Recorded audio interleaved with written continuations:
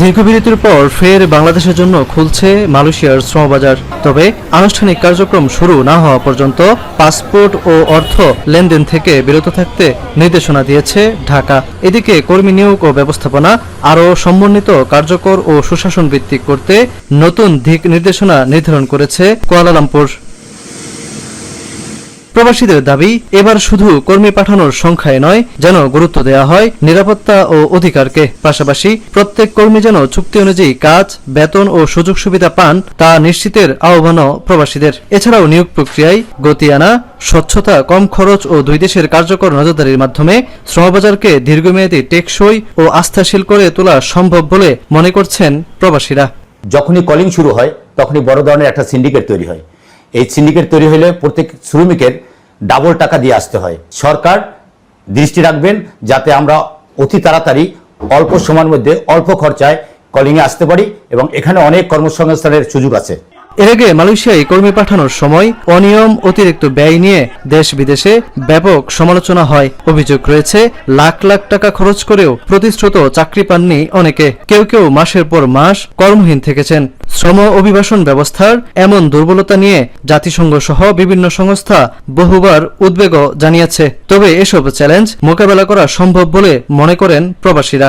এবার যারা কলিং আসবেন স্বল্প খরচের ভিতরে যদি মালয়েশিয়া আসতে পারে আর প্লাস আসার পরে যদি তারা কাজ পেয়ে যায় তাহলে এই ঝামেলাটা আর হবে না। এবারের কলিং ভিসা নিয়ে আমাদের প্রবাসীদের পক্ষ থেকে আমরা খুবই আশাবাদী। অতীত অভিজ্ঞতা যেটা বলছে কলিং ভিসার এক্সপিরিয়েন্স বাংলাদেশের জন্য ভালো না, কারণ 2023-24 সালে আপনাদের নিশ্চয় মনে আছে যে হাজারো বাংলাদেশের বৈধ পথে মালয়েশিয়াতে এসেও তারা তাদের প্রতিষ্ঠিত জব তারা পায়নি।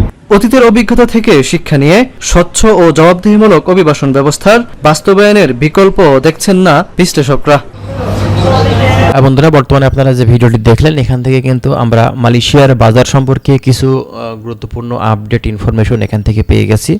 যে আমাদের সামনে আশার আলো দেখা দিলেও কিন্তু প্রবাসীদের মনে পুরানো সেই সংখ্যা কিন্তু এখন পর্যন্ত কাজ করছে। ঠিক আছে, দীর্ঘদিন থেকেই আসলে আমরা হতাশ হয়ে আসছি এই মালয়েশিয়ার বাজারটার উপরে। দীর্ঘদিন থেকে আমাদের মূলত বাংলাদেশ থেকে বড়সড় একটা সিন্ডিকেট কাজ করতো, যে সিন্ডিকেটটা বাংলাদেশ গভর্নমেন্ট এবার কিন্তু ভেঙে দিল মনে হচ্ছে। 49টি এজেন্সির মূলত তাদের লাইসেন্স বাতিল করলো এবং এর পাশাপাশি তাদেরকে কিন্তু শাস্তির সম্মুখীন কিন্তু এখন হতে হচ্ছে। বর্তমান পরিস্থিতিতে মালয়েশিয়ার বাজার নিয়ে যতটুকু আমরা বলতে পারি যে এই দেশটার বাজার অবশ্যই খুলবে, তবে এটা শুধুমাত্র আমাদের একটু অপেক্ষা, ধৈর্য আর একটু সময় কিন্তু আমাদের দেওয়া লাগবে। তবে কথা হচ্ছে, এখন বাংলাদেশ থেকে মূলত যেহেতু সিন্ডিকেট হচ্ছে না, এবছরে আমরা ইনশাল্লাহ আশাবাদী যে কম খরচে আমরা আবারও কিন্তু এই দেশটিতে ঢুকতে পারবো এবং এখান থেকে ভালো কিছু করার সুযোগ আমরা পুনরায় হয়তোবা পেয়ে যেতে পারি 2026 সালে। এখন বাংলাদেশ গভর্নমেন্ট মূলত কি করবে না করবে এটা সম্পূর্ণটাই আসলে তাদের উপরে নির্ভর করছে। তাদের উপরেই কিন্তু বাংলাদেশের কর্মীগুলা কিন্তু তাকিয়ে আছে। এখন এটা শুধুমাত্র আমাদের দেখার বিষয় আর অপেক্ষা করার পালা। তো দেখা যাক, আমরা আশাবাদী যে ভালো কিছু হবে। বাংলাদেশ থেকে আমরা পুনরায় আবারও কিন্তু এই দেশটাতে গিয়ে ভালো কিছু করতে পারবো। বাংলাদেশ থেকে প্রচুর পরিমাণে কর্মী আছে যারা কিন্তু এই দেশটার যাওয়ার জন্য বিভিন্ন এজেন্সির কাছে ফাইল দেওয়ার জন্য কিন্তু মুখিয়ে আছে।